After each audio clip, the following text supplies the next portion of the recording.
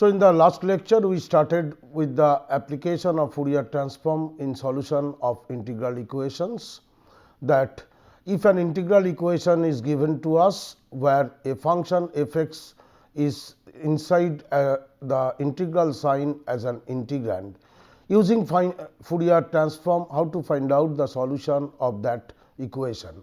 So, let us take this example, that find the solution of the integral minus infinity to infinity f of x minus t into f t dx. This is equals 1 by x square plus a square. Please note that our aim is to find out the value of f x from this integral equation. So, the given integral equation is from minus infinity to infinity f of x minus t into f t dx. This is equals to 1 by x square plus a square. This is given to us that f of x minus t into f t dt, this is equals 1 plus 1 by x square plus a square. Now, you take Fourier transform on both sides. Taking Fourier transform on both sides, if you take the Fourier transform on both sides, if you remember, this is the convolution form f of x minus t into f t, this is convolution form. So, that this, if I take Fourier transform, 1 by root 2 pi is there. So, root 2 pi will come and this will be nothing but f alpha into f alpha, where f x is the capital F alpha is the Fourier transform of the function f x, and this is equals to Fourier transform of 1 by x square plus a square. So, that you can write down, this implies root over 2 by pi f alpha into f alpha. This is equals to Fourier transform of 1 by x square plus a square, already we have done it earlier. So, using that form we can write down this equals Fourier transform of this is root pi by 2 e power minus a into modulus of alpha divided by a. So, the Fourier transform of this one is 1 by x square plus a square is root pi by 2 into e power minus a modulus of alpha divided by a. So, you can write down your f alpha from here as 1 by root over 2 a, the root pi will be cancelled over there, e power minus half will come into a into modulus of alpha. So, your f alpha you are getting as 1 by root 2 a e power minus half into a into modulus of alpha. So, effectively what is happening, the integral equation is given to you. Using this integral equation, you are taking Fourier transform on both sides of the given equation. So, that the left hand side integral, if you see, this is of the convolution type, and using the convolution theorem and properties, you can write it as root over 2 by pi f alpha into f alpha equals, on the right hand side you are writing Fourier transform of 1 by x square plus a square. The Fourier transform of 1 by x square plus a square we have done earlier, which is equals to this quantity root pi by 2 into e power minus a into modulus of alpha divided by a. So, that f alpha you can write down 1 by root over twice a e power minus half into a into modulus of alpha. So, once I know f alpha, then using the inverse Fourier transform from here I can write down what is our f x. So, that from here you can write down by using inverse Fourier transform f x equals 1 by root 2 pi into 1 by root over 2 twice a minus infinity to infinity e power minus half into a into modulus of alpha into e power I alpha x into d alpha.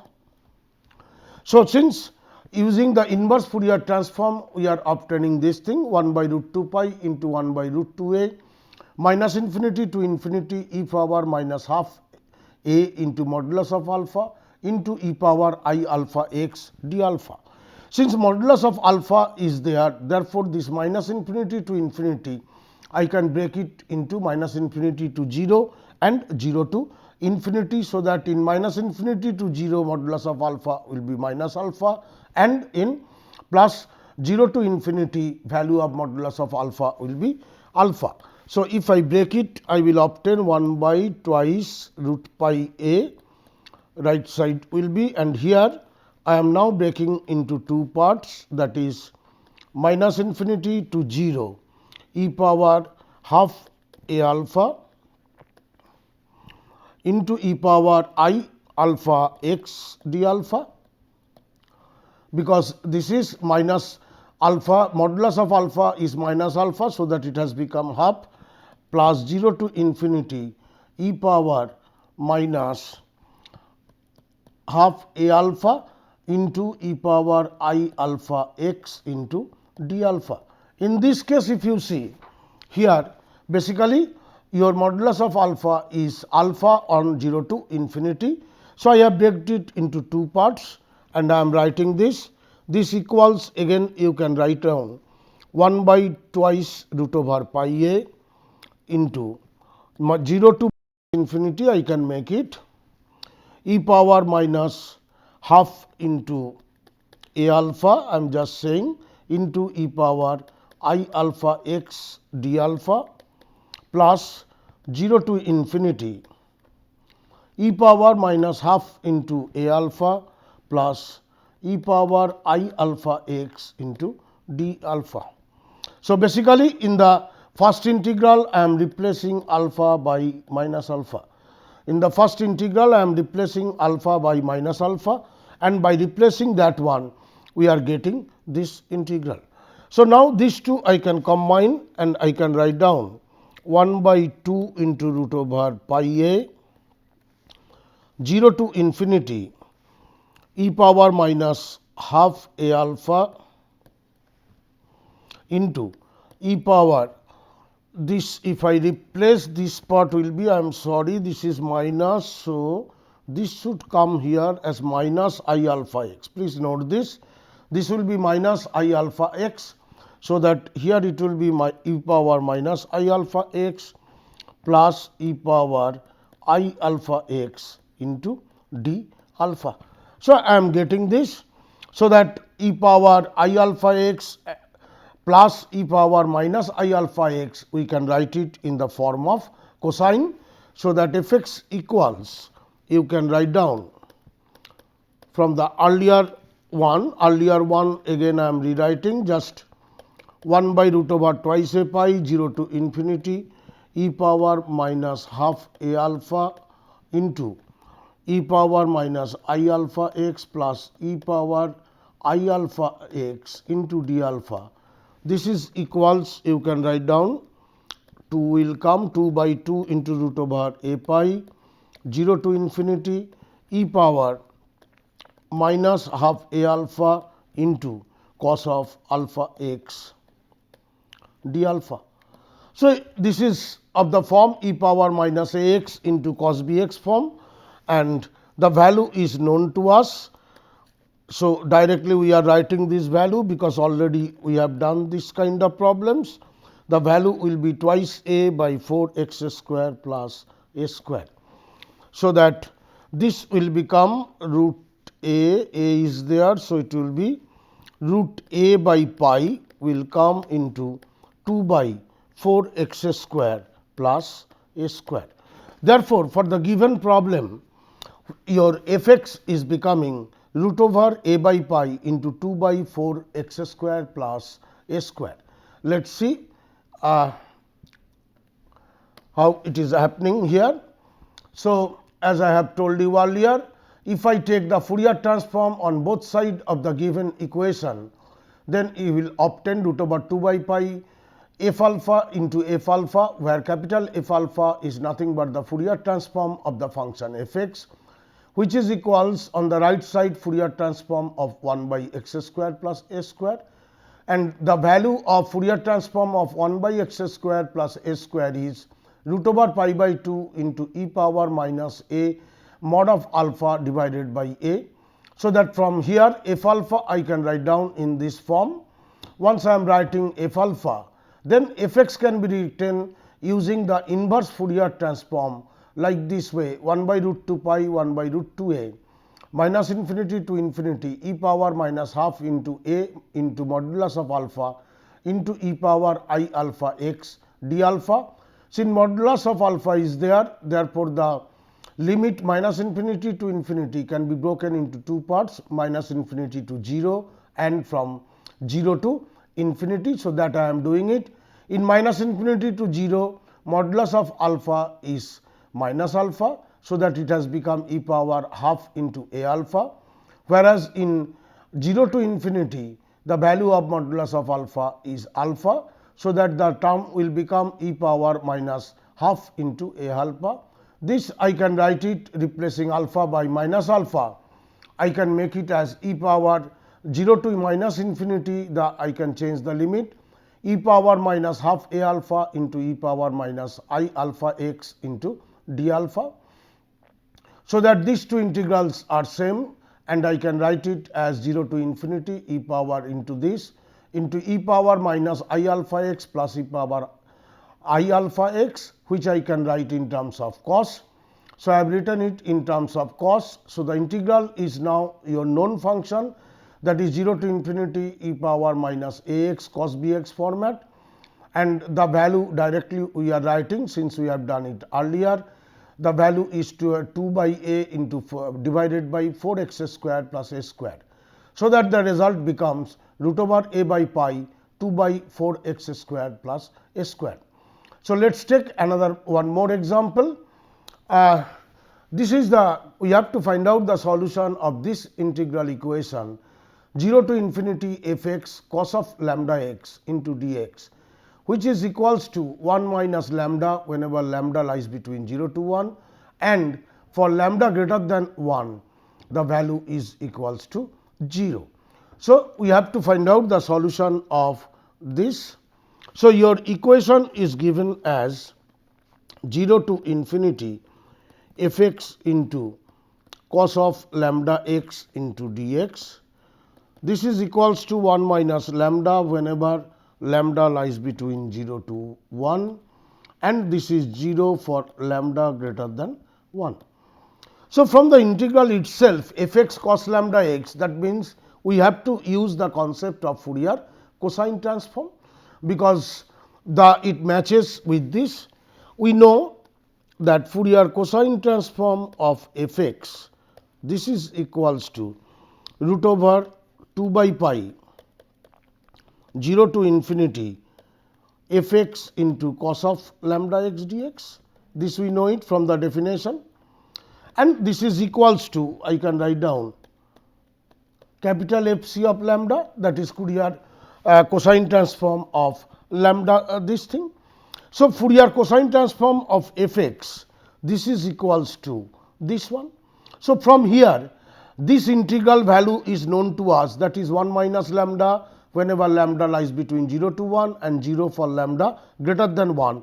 By substituting this value, I can tell that Fourier transform of this function lambda, this is equals to root over 2 by pi into, I can write down 1 minus lambda whenever lambda lies between 0 to 1 and 0 into for lambda greater than 1.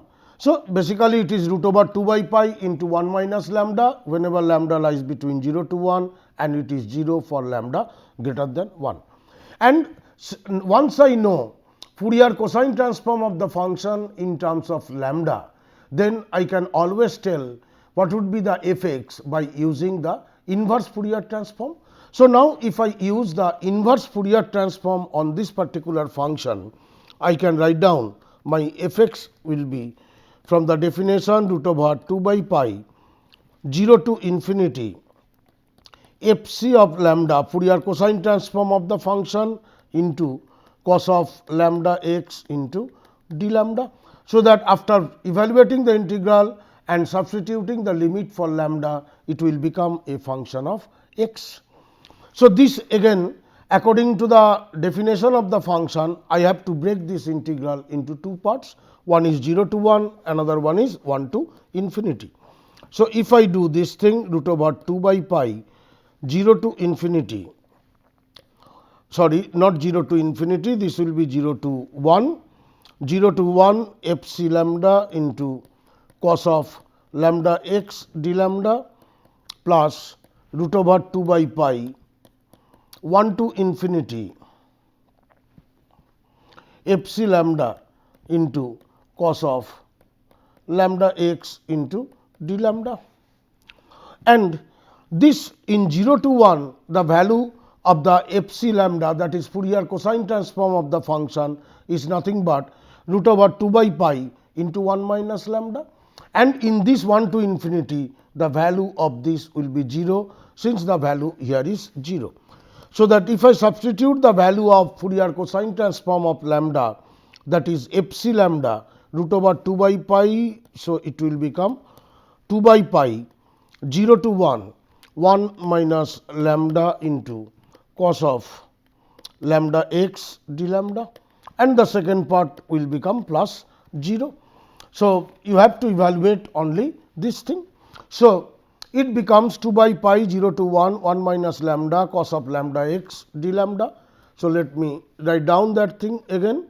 Your f x is equals to 2 by pi 0 to 1 1 minus lambda into cos of lambda x d lambda.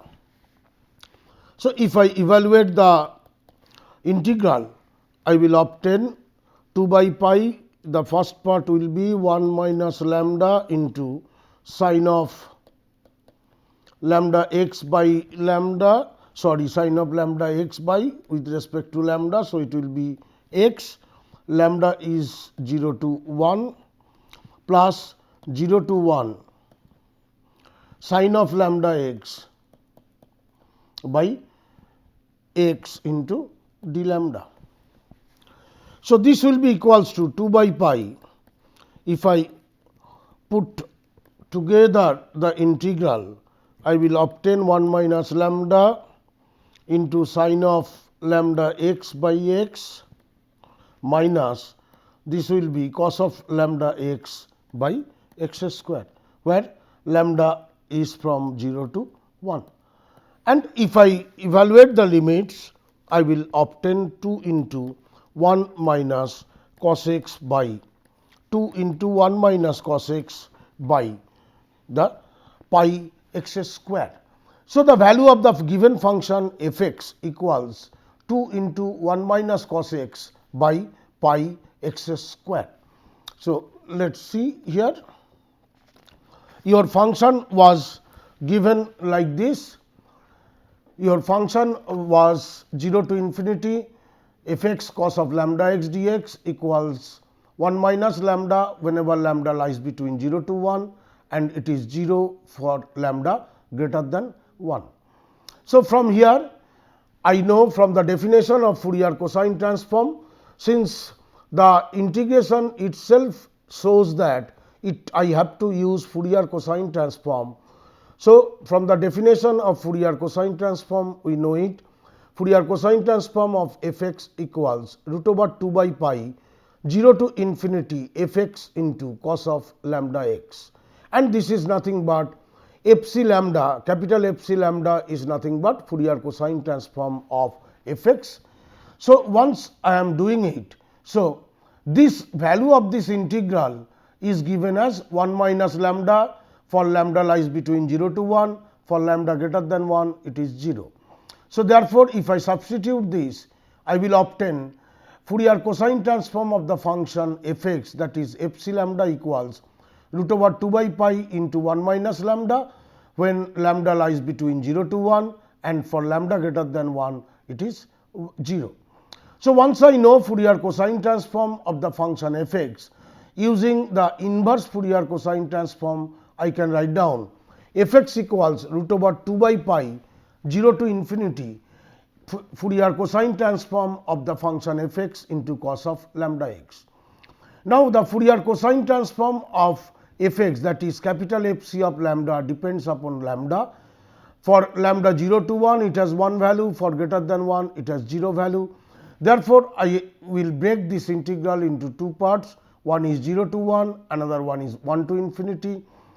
For the first part, the value of the function is root over 2 by pi into 1 minus lambda. I am substituting it for the second value of this Fourier cosine transform is 0. So that I am putting here 0. So the second integral will vanish and we will obtain f(x) equals 2 by pi 0 to 1 minus lambda into cos of lambda x d lambda. Now just integrate it using the normal by parts situation, and if I evaluate the limits, I will obtain the result as 2 into 1 minus cos x by pi x square. So like this way, whenever we have the integral equations, to find out the solution of the integral equation, that is to find the value of the function f(x), we can use like this. Now let us see a very small part, that is relation between the Fourier transform and the Laplace transform. That is there any relationship between Fourier transform or Laplace transform exist or not for a particular function. That is, whether under what condition the Laplace transform of a function equals to Fourier transform of some transformed function. So let us see this one. Let us start with, we define a function f t. Say f t equals e power minus x t into q t if t greater than 0 and 0 for if t less than 0. So you see, we are defining a function, or a function f t is represented like this way, e power minus x t into q t for t greater than 0 and 0 for t less than 0. If you have a function like this, now what is the Fourier transform of f t? Fourier transform of f t, this is equals minus infinity to infinity e power I alpha t into f t dt. From the definition I can write down, and since the function f t is defined for t greater than 0 and for t less than 0 it is 0. So that this equals, I can write down 0 to infinity e power I alpha t, sorry, this will be e power plus I alpha t. From the definition, minus I alpha t we are using for inverse. So it will be e power plus I alpha t into f t dt. So this is e power I alpha t into value of f t in 0 to infinity is e power minus x t into q t dt. So please see this one. The function, I have taken a function f t in such a fashion that f t equals e power minus x t into q t for t greater than 0 and 0 for t less than 0. So once I am doing it, so now I am trying to find out Fourier transform of f t. From the definition I am writing this, for minus infinity to 0 f t vanishes. So 0 to infinity I am getting this value.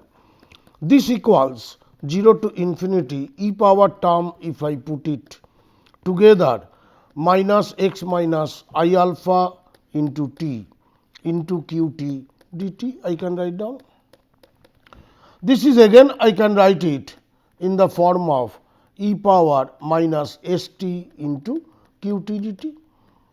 If I assume that x minus I alpha equals s, if I assume x minus I alpha equals x, then this I can write down 0 to infinity e power minus s t into q t dt. And if you recall, this is from definition of Laplace transform, I can tell that this is nothing but the Laplace transform of q t. So please note this thing, that e power 0 to infinity e power minus s t q t, this is nothing but Laplace transform of q t. Therefore, what is happening here, you see, if I can find a function f t such that f t equals e power minus x t into q t for t greater than 0 and 0 for t less than 0, then what I am finding, that Fourier transform of f t is equals to Laplace transform of q t. So this is the relationship between the Fourier transform and Laplace transform of a function. So, let us just see it once more. So, once I am doing it, I am starting from this one. We are defining the function f t as e power minus x t into q t for t greater than 0 and 0 for t less than 0 whenever we have a function like this.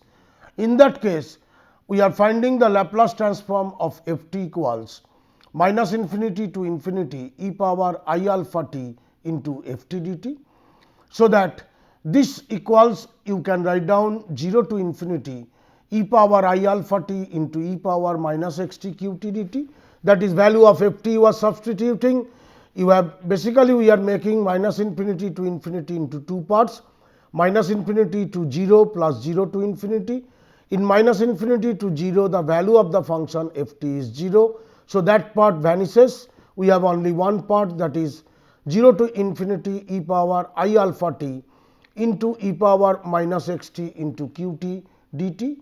Once I am getting this equals I can put it as 0 to infinity e power minus x minus I alpha t, I alpha into t into q t dt.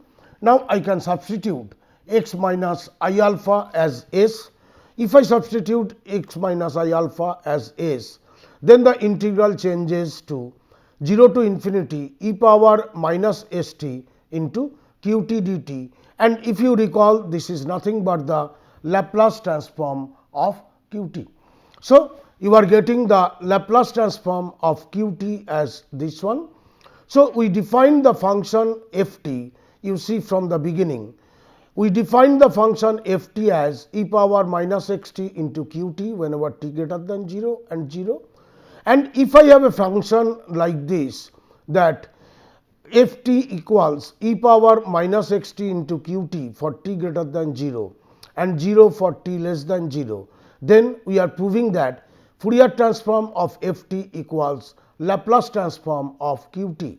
So, this is the relationship between Fourier transform and Laplace transform of a function, where the function f t I have to define in the form of e power minus x t into q t whenever t greater than 0. Let us see one example over here.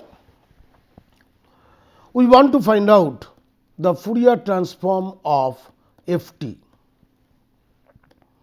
where f t equals e power minus t into sin t for t greater than 0 and 0 for t less than 0. So, a function f t is defined as e power minus t into sin t for t greater than 0 and it is 0 for t less than 0. So, I can write down, let your g t equals, I can assume that it is sin t. If g t is sin t, your f t I can write down e power minus t into g t for t greater than 0 and it is 0 for t less than 0. So, this comes to the form what I told earlier, that is f t equals e power minus t into q t, this particular format. And if this holds, in that case we know that Fourier transform of f t, this is equals Laplace transform of g t.